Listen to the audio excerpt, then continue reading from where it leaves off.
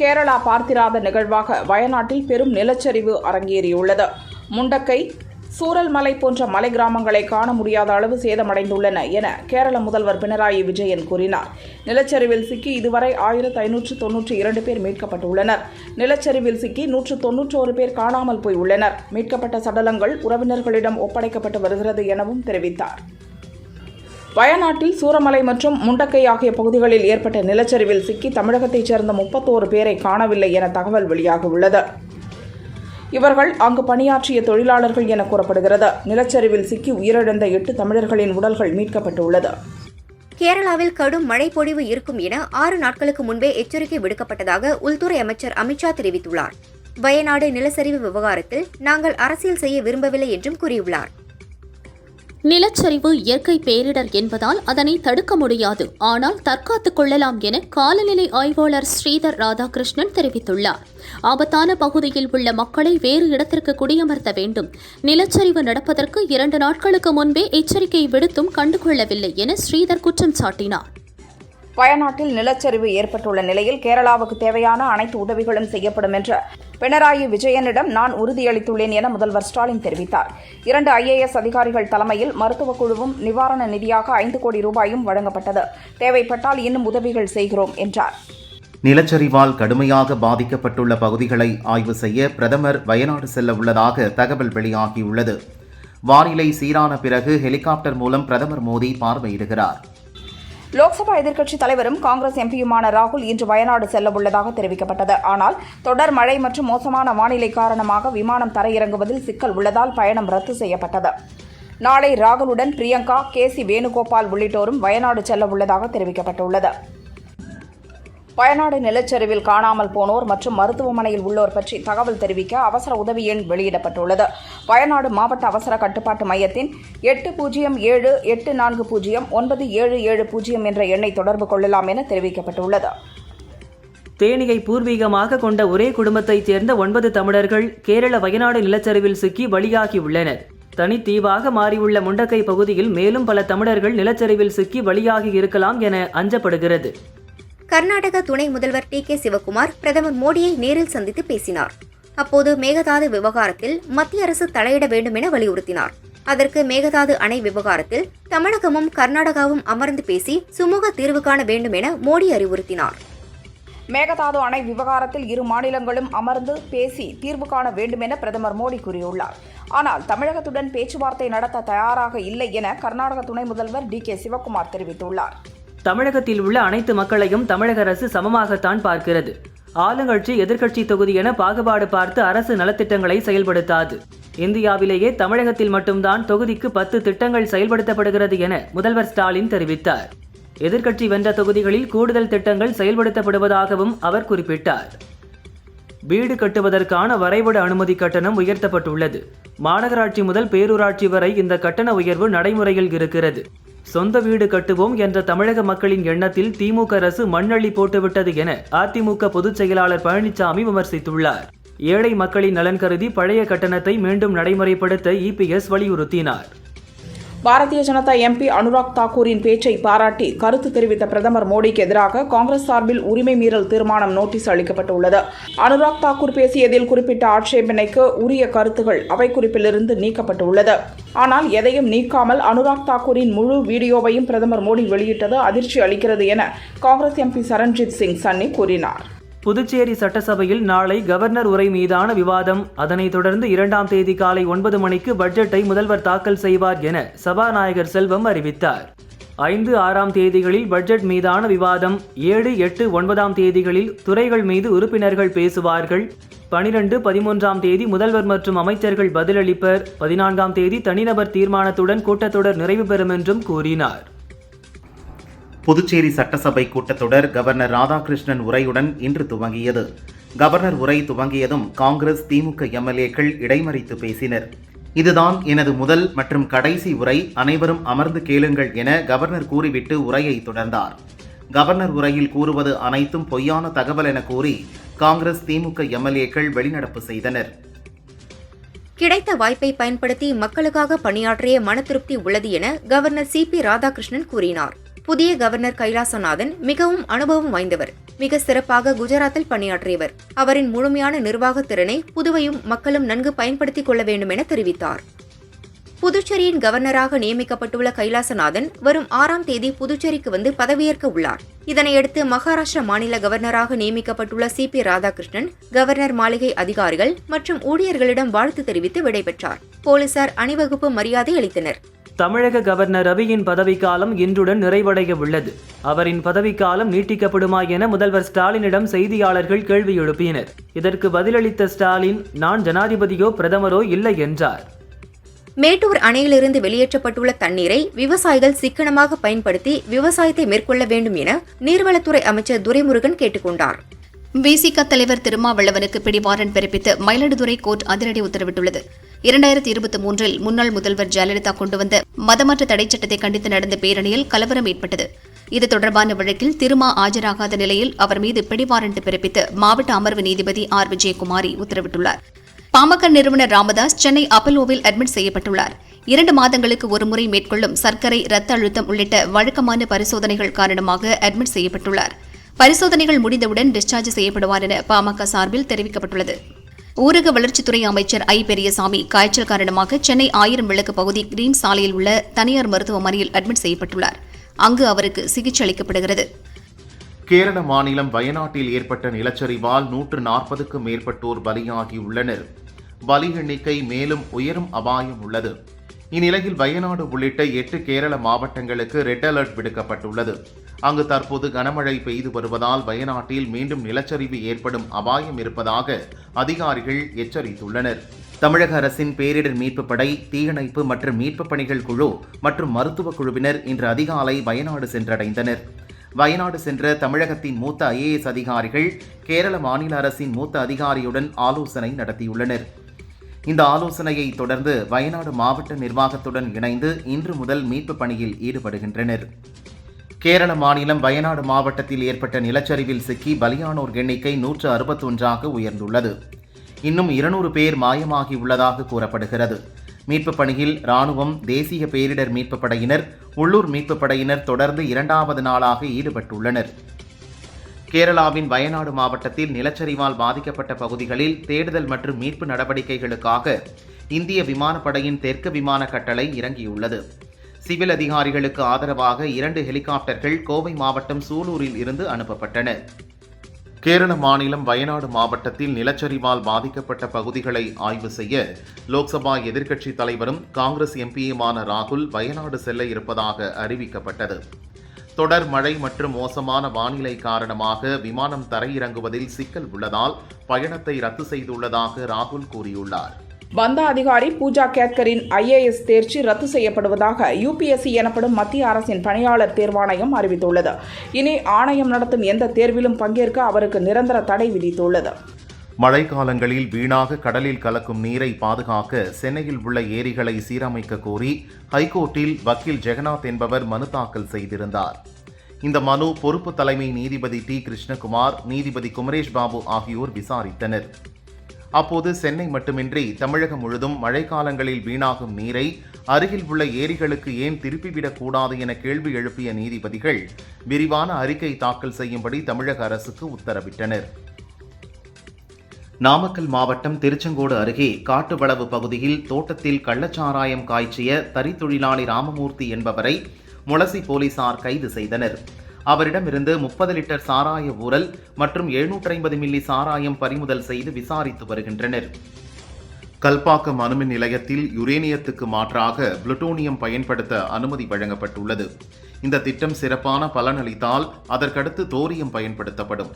இதன் வாயிலாக அடுத்த 300 ஆண்டுக்கு அணுமின் உற்பத்தியில் எந்த நாட்டையும் சார்ந்திருக்க வேண்டிய நிலை இந்தியாவுக்கு இருக்காது என அணுசக்தி கட்டுப்பாட்டு வாரிய தலைவர் தினேஷ்குமார் சுக்லா தெரிவித்துள்ளார். காவிரி நீர் முறைப்படுத்தும் குழு கூட்டம் வீடியோ கான்பரன்ஸ் வாயிலாக நடந்தது. இதில் தமிழகம் மற்றும் கர்நாடக மாநில அதிகாரிகள் பங்கேற்றனர். தமிழகத்துக்கு ஆகஸ்ட் மாதம் 45.9 TMC நீரை கர்நாடக அரசு திறக்க வேண்டும் என காவிரி நீர் முறைப்படுத்தும் குழு தலைவர் வினீத் குப்தா உத்தரவிட்டுள்ளார்.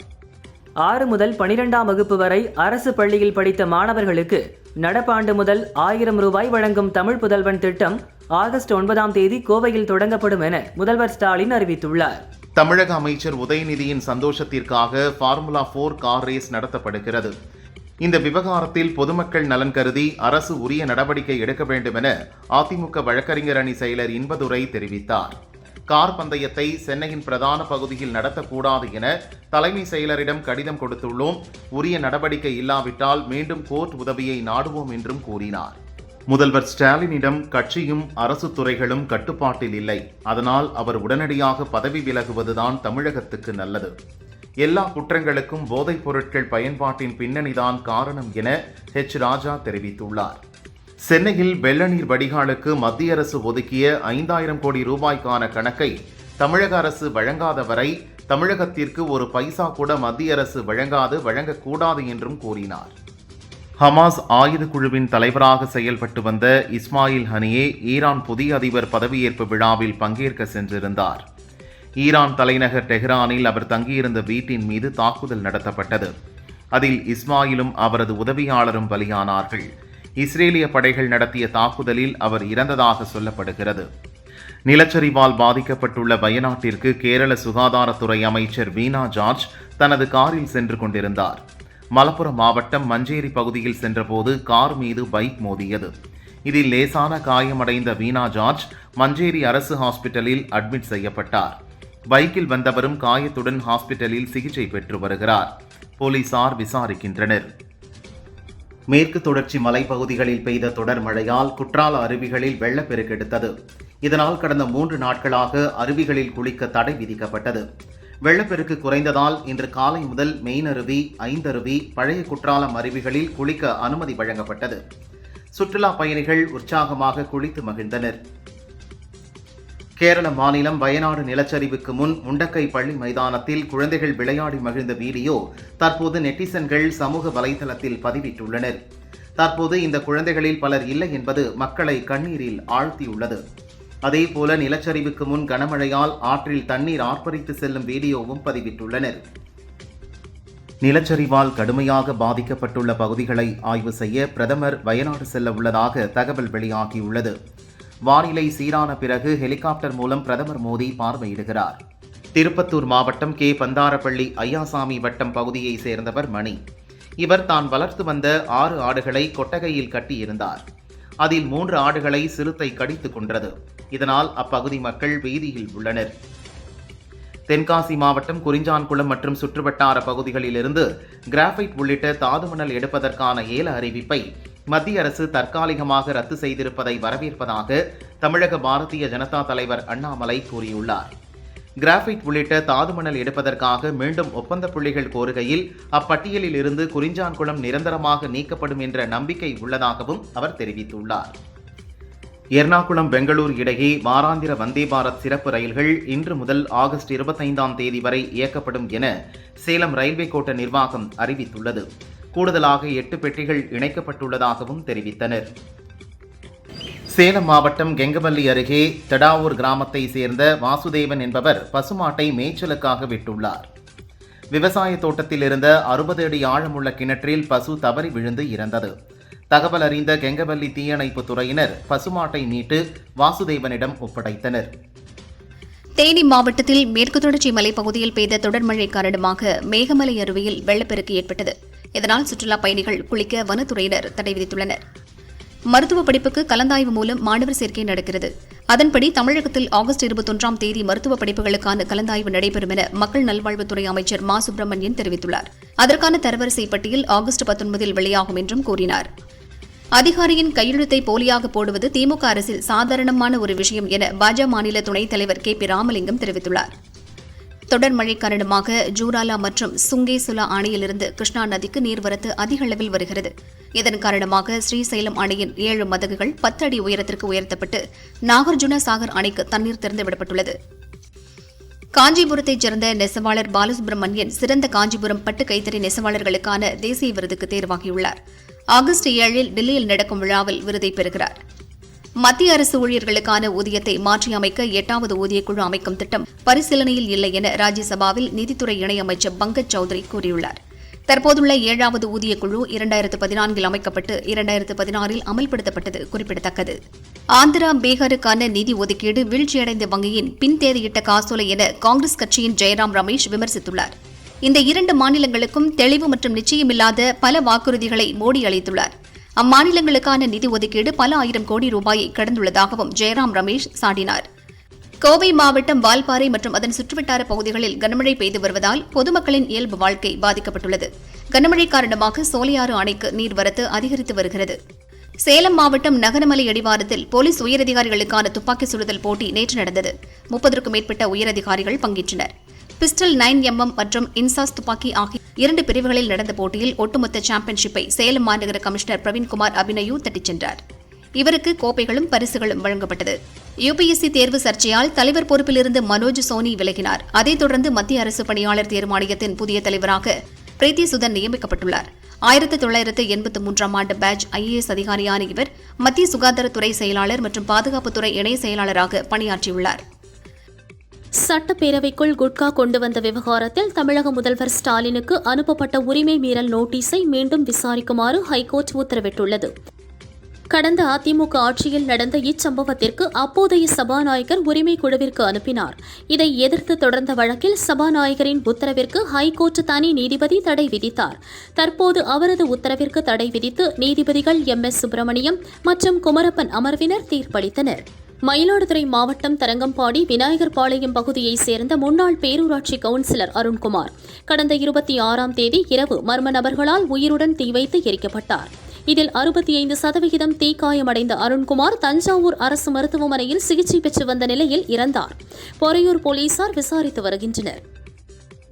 ராணிப்பேட்டை மாவட்டம் சோளிங்கர் அடுத்த பரவத்தூர் இருளர் காலனி பகுதியைச் சேர்ந்த மணி என்பவரிடம் வெங்கப்பட்டு சமுதாய கூடம் அருகே இருவர் வழிப்பறியில் ஈடுபட்டனர். அவரது பைக்கை திருடிச் சென்றனர். இதுகுறித்து சோளிங்கர் காவல் நிலையத்தில் மணி புகார் அளித்த நிலையில் வெங்கப்பட்டு பகுதியைச் சேர்ந்த ரஞ்சித், மதன் இருவரை கைது செய்த போலீசார் பைக்கை மீட்டனர். புதுச்சேரி பட்ஜெட் 2ஆம் தேதி தாக்கல் செய்யப்பட்ட நிலையில் முதல்வர் ரங்கசாமியிடம் அதிமுக மாநில செயலாளர் அன்பழகன் தலைமையில் அதிமுகவினர் இன்று மனு அளித்தனர். அதில் 50,000 வீடுகளுக்கு இந்த ஆண்டு இலவச இன்வென்டர் வழங்கும் திட்டத்தை முதல்வர் கொண்டுவர வலியுறுத்தியுள்ளதாக அன்பழகன் கூறினார். திருப்பத்தூர் மாவட்டம் வாணியம்பாடி அடுத்த குறிஞ்சிநகர் பகுதியில் செயல்பட்டு வரும் ஷெம்ஃபோர்ட் ஃபியூச்சரிஸ்டிக் பள்ளியின் பேருந்து மாணவர்களை அழைத்து வரும்போது நடுவழியில் பழுதாகி நின்றது. இதன் காரணமாக மாணவர்களை இறக்கி பேருந்தை தள்ளினர். பள்ளி வாகனத்தின் தரத்தை முறையாக சோதிக்க வேண்டும் என ஆர்வலர்கள் கோரிக்கை விடுத்துள்ளனர். கோவை மாவட்டம் தொண்டாமுத்தூர் அருகே மத்திப்பாளையம் அன்னை இந்திரா நகருக்குள் உலா வந்த ஒற்றை காட்டு யானை ஒரு வீட்டினை திறந்து உள்ளே சென்றது. உணவு கிடைக்காததால் காம்பவுண்டு சுவரை தாண்டி செல்ல முற்பட்ட போது காம்பவுண்டு சுவர் இடிந்து விழுந்தது. தகவல் அறிந்த வனத்துறையினர் யானையை வனத்திற்குள் விரட்டினர். தூத்துக்குடி மாவட்டம் வல்லநாட்டில் உள்ள மாரியம்மன் கோவில் திருவிழாவை முன்னிட்டு மாட்டு வண்டி பந்தயம் நடந்தது. 2 பிரிவுகளாக நடந்த போட்டியில் 23 மாட்டு வண்டிகள் பங்கேற்றன. சீறி பாய்ந்து சென்ற மாட்டு வண்டிகளை ஏராளமான பொதுமக்கள் கண்டு ரசித்தனர். வெற்றி பெற்ற மாட்டின் உரிமையாளர்களுக்கு பரிசுகள் வழங்கப்பட்டன. விருதுநகர் மாவட்டம் திருத்தங்கல் பகுதியில் உள்ள அட்டை கம்பெனியில் சட்டவிரோதமாக பட்டாசு ஆலை நடத்தி வந்த விசிக மாவட்ட துணை செயலாளர் தலித் ராஜா, மோகன், கண்ணன், சதீஷ்குமார், முனியசாமி ஆகியோரை போலீசார் கைது செய்தனர். அங்கிருந்து 80 கிலோ வெடிமருந்துகள் மற்றும் 6 பெட்டிகளில் இருந்த ஃபேன்சி ரக பட்டாசுகளை பறிமுதல் செய்தனர். தலைமறைவான 2 பேரை தேடி வருகின்றனர். திருக்குறள் மூலம் நீதி கதைகளை தமிழாசிரியர் மூலம் நடத்தி மாணவர்களை நல்வழிப்படுத்த நடவடிக்கை எடுக்கப்படும் என அமைச்சர் அன்பில் மகேஷ் கூறினார். போராட்டத்தில் ஈடுபட்டுள்ள ஆசிரியர்களிடம் பேச்சுவார்த்தை நடத்தி அனைவரும் ஏற்றுக்கொள்ளும் வகையில் விரைவில் நல்ல முடிவு எட்டப்படும் என்றும் தெரிவித்தார். தென்காசி நகராட்சி 23வது வார்டு பகுதியில் 10 நாட்களுக்கு ஒருமுறை மட்டுமே குடிநீர் வழங்குவதாக கூறி காலி குடங்களுடன் அப்பகுதி மக்கள் நகராட்சி ஆணையர் ரவிச்சந்திரனை முற்றுகையிட்டனர். அவரிடம் மனு வழங்கிய பொதுமக்கள் நகராட்சி தலைவர் சாதிரை சந்தித்து முறையிட்டனர். சீரான குடிநீர் வழங்க நடவடிக்கை எடுப்பதாக அவர் உறுதியளித்தார். அதன் பிறகு அனைவரும் கலைந்து சென்றனர். சிவகங்கை பனங்காடி பகுதியில் உள்ள தனியார் பள்ளி வேன் ஒன்று பேக்குளத்துப்பட்டி அருகே சாலையில் கவிழ்ந்தது. இதில் 10க்கும் மேற்பட்ட மாணவ மாணவிகள் காயமடைந்தனர். அவர்கள் உடனடியாக மீட்கப்பட்டு சிவகங்கை அரசு ஹாஸ்பிட்டலில் அட்மிட் செய்யப்பட்டனர். ராணிப்பேட்டை மாவட்டம் வேப்பூர் பிராமண தெருவை சேர்ந்தவர் காய்கறி வியாபாரி அருண்குமார். தன்னிடம் பணியாற்றிய டிரைவர் சுனில் போதையில் சரிவர பணிக்கு வருவதில்லை என கூறி பணியில் இருந்து நீக்கினார். இதனால் ஆத்திரமடைந்த சுனில் நண்பர்களுடன் அருண்குமார் வீட்டிற்கு சென்று போதையில் தகராறு செய்துள்ளார். இதை தடுக்க வந்த அருண்குமாரின் உறவினர் சதீஷ்குமாரை கத்தியால் குத்தினார். இதில் சதீஷ்குமார் இறந்துவிடவே சுனில் உட்பட அவரது நண்பர்களை போலீசார் தேடி வருகின்றனர். காவிரி டெல்டா மாவட்டங்களான தஞ்சை, நாகை, திருவாரூர், புதுக்கோட்டை, கடலூர் மற்றும் காரைக்கால் ஆகிய பகுதிகளுக்கு குறுவை மற்றும் சம்பா சாகுபடி பணிகளுக்கு கல்லணையிலிருந்து தண்ணீர் திறந்துவிடப்பட்டது. அமைச்சர்கள் KN நேரு, அன்பில் மகேஷ் பொய்யாமொழி, TRP ராஜா, மெய்யநாதன் ஆகியோர் தண்ணீர் திறந்துவிட்டு நெல்மணிகள் மற்றும் மலர் தூவி வழிபட்டனர். தஞ்சாவூர் மாவட்டம் வயலூர் மீன்பண்ணை அருகே கும்பகோணம் தேசிய நெடுஞ்சாலையில் 2 பேருந்துகள் நேருக்கு நேர் மோதியது. இதில் 2 பேருந்துகளிலும் பயணம் செய்த 20க்கும் மேற்பட்டோர் படுகாயமடைந்தனர். காயமடைந்தவர்களை அக்கம்பக்கத்தினர் மீட்டு அரசு மருத்துவமனையில் சேர்த்தனர். போலீசார் வழக்கு பதிந்து விசாரிக்கின்றனர். ஈரோடு மாவட்டம் காவிரி கரையோரம் உள்ள 11 கிராமங்கள் வெள்ளப்பெருக்கு காரணமாக பாதிக்கக்கூடும் என்பதால் முன்கூட்டியே வருவாய்த்துறையினர் முன்னெச்சரிக்கை நடவடிக்கை மேற்கொண்டு வருகின்றனர். இந்நிலையில் முன்னெச்சரிக்கை நடவடிக்கை குறித்து ஈரோடு கலெக்டர் ராஜகோபால் சுன்கரா நேரில் ஆய்வு செய்தார். 77 முகாம்கள் தயார் நிலையில் இருப்பதாகவும் வருவாய்த்துறையின் தீயணைப்பு துறையினர் காவிரி கரையோரம் 24 மணி நேரமும் தொடர்ந்து கண்காணித்து வருவதாகவும் தெரிவித்தார். சிவகங்கை மாவட்டம் காரைக்குடியில் நார்த்தாமலை மாரியம்மன் கோவில் உள்ளது. இந்த கோவிலின் 21ஆம் ஆண்டு ஆடி திருவிழா கோலாகலமாக நடந்து வருகிறது. முக்கிய நிகழ்வான தீமிதி திருவிழா வெகு விமரிசையாக நடந்தது.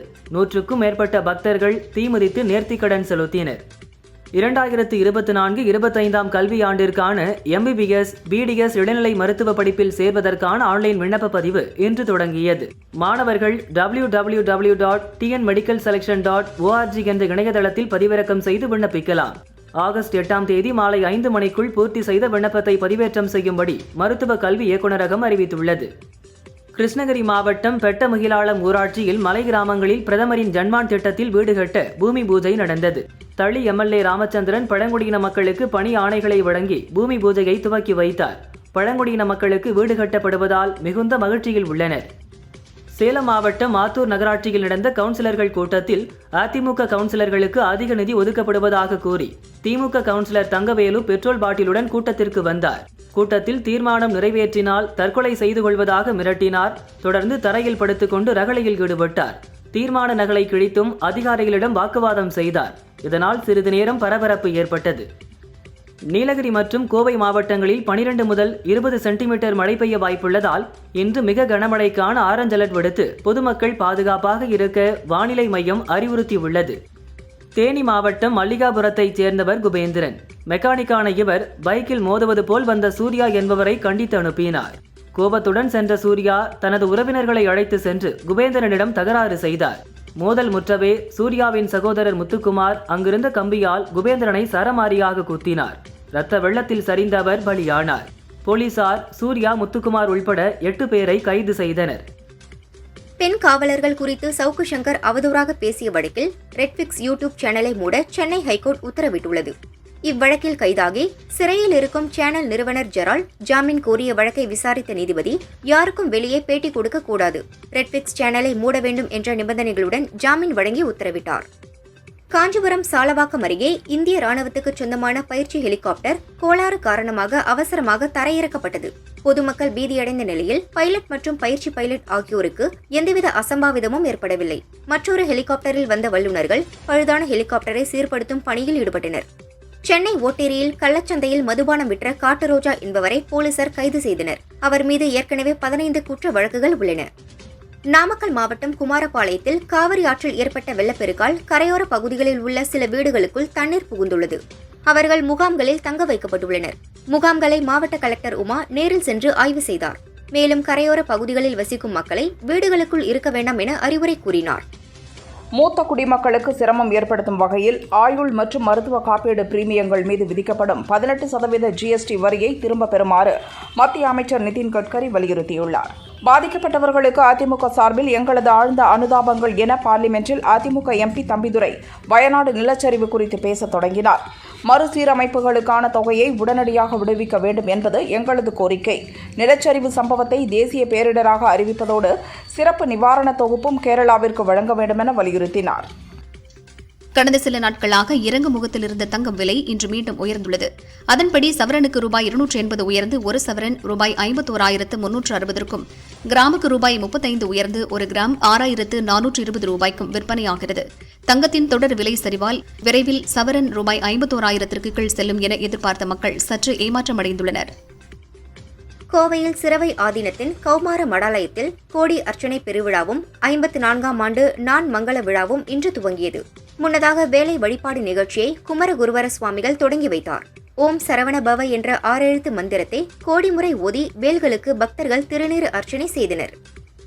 கோவை மாவட்டம் சூலூர் அருகே கருமத்தம்பட்டியில் கரியமாணிக்க பெருமாள் கோயிலுக்கு சொந்தமான 300 கோடி ரூபாய் மதிப்பிலான 16.3 ஏக்கர் நிலத்தை அறநிலைத்துறையினர் மீட்டனர்.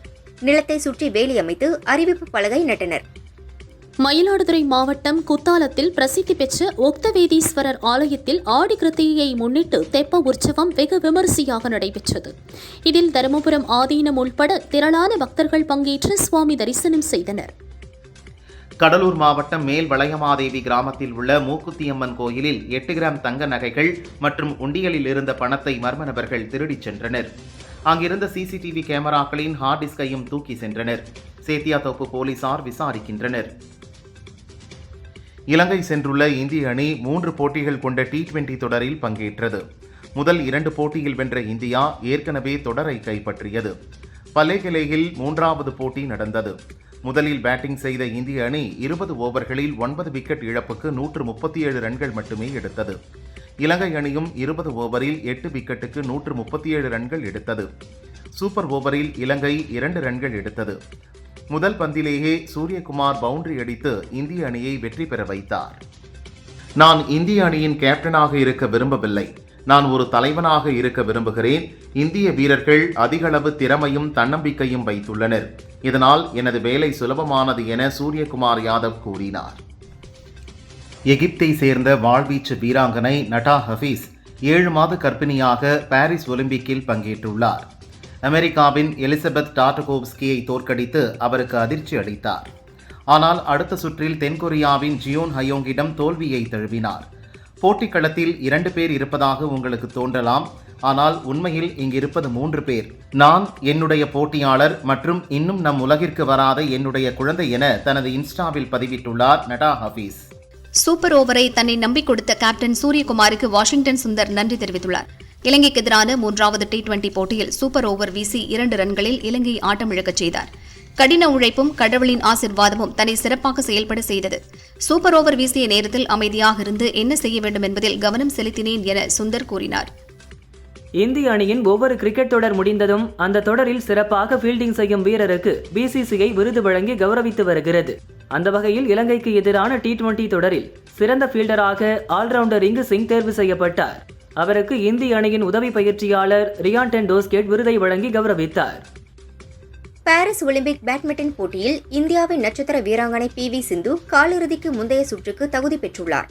மகளிர் ஒற்றையர் குரூப் போட்டியில் எஸ்தோனியாவின் கிறிஸ்டின் கூபாவை எதிர்கொண்ட சிந்து ஆரம்பம் முதலே ஆதிக்கம் செலுத்தி 21-5, 21-10 என்ற நேர்செட் கணக்கில் எளிதில் வெற்றி பெற்று காலிறுதிக்கு முந்தைய சுற்றுக்கு முன்னேறினார்.